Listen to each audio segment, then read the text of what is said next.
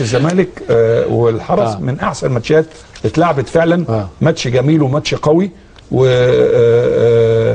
ده انبي والجونه اللي انتهى 1-0 ده هدف قاتل لاحمد عبد الظاهر في الدقيقه 90. في الدقيقه 90 في الدقيقه 90 من عمر المباراه. نشوفه تاني بعد اذنك يا رضا.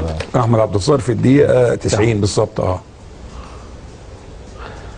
دي رساله بقى يا كابتن ان التركيز مهم جدا. التركيز يعني لا ينتهي الا مع صفره الحكم. بس فيها شيء من الحظ. الكوره صدمت بالمدافع، ده وليد سليمان اللي عملها اتجاهها من القناه العارضه وتهيأت. والمتابعه من الناحيه الثانيه غريبه جدا. احمد عبد الظاهر يعني هو الاول وليد سليمان خلقها، جاي في مكان صعب جدا، جت في دماغ المدافع وراحت في القايم يعني عرضه لو مش في مساره الطبيعي.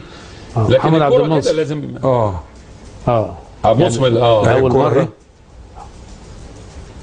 كرة جامدة. لا كرة هدف جميل جدا، هدف جميل جدا. متابعة كويس. والمتابعة طبعا. وبعدين الماتش المفروض ما يخلصش غير مع صفارة الحكم يا كابتن. لازم الناس تلعب وتقاتل لغاية آخر وقت زي ما شفنا النهارده الشرطة في عز النادي الأهلي ما بيهاجم وبيعمل، لكن هو كابتن علي معانا المصري الاتحاد ومصر المقاصة. الهدف الأول من ضربة جزاء الاتحاد السكندري.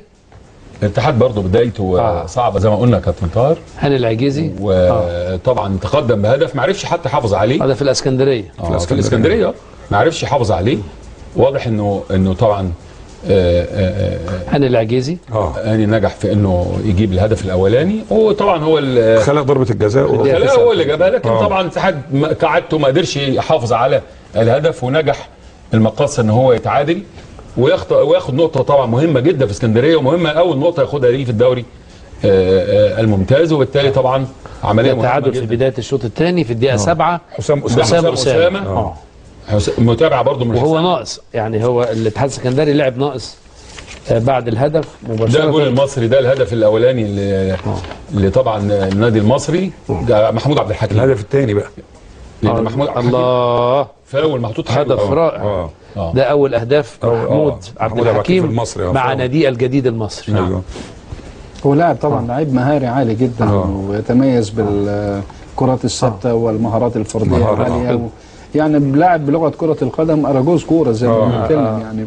الحارس ده عماد السيد، ده الحارس الثالث لنادي الزمالك في الحقيقه، وعلى قد حلاوه الكوره في الحقيقه وجمالها، على قد برضو ان واضح ان في يعني قله خبره من حارس المرمى يعني. ده هدف التعادل لصلاح امين في الدقيقه 75 من بابا اركو. صلاح امين بيجيب هدف التعادل لطلائع الجيش.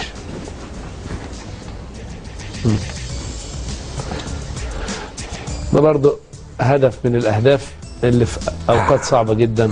صعب في الدقيقه 8. لكن هو العيدروس بيلعب الحقيقه بدماغه كويس، وقابل العرضيه كويس قوي. مهاره فرديه يا كابتن طاهر جميله يعني، ضربه راس. لما في الحقيقه كابتن شاذلي يعني طلائع الجيش بيعاني في السنوات الاخيره في مركز حراسه المرمى. ده كلام صح. يعني لما نشوف الجولين في الحقيقه يعني واضح ان قله الخبره ورد الفعل واضح يعني. في الجولين، الجول الاولاني كان ممكن لو خد خطوه بدري ممكن يطلع الفاول. الثانيه هو اتحرك ببطء جدا رغم ان الكره صعبه جدا، اتلعبت بضربه راس في زاويه صعبه. ف يعني دي اللي هو لو واخد الخطوه من بدري كان ممكن يطلعها. هي اتلعبت حلوه جدا بعد ما دخلت طبعا الكره، بعد ما تخش بقى لها شكل ثاني. ما خدش الخطوه. ما هو لما بياخد الخطوه بيقفل الجول. جميله قوي الكوره بس بعيده قوي كمان. يعني انها تتعمل بليسنج بالمكان ده. كنا بنتكلم على مسيره النادي المصري السنه دي بعد التدعيمات اللي قام بها مجلس الاداره والاستاذ كامل ابو علي. الرياكشن بتاعه والنهارده بيحصل 3 نقاط، ربما تكون دي فتحه خير وتكون يعني بدايه عهد جديد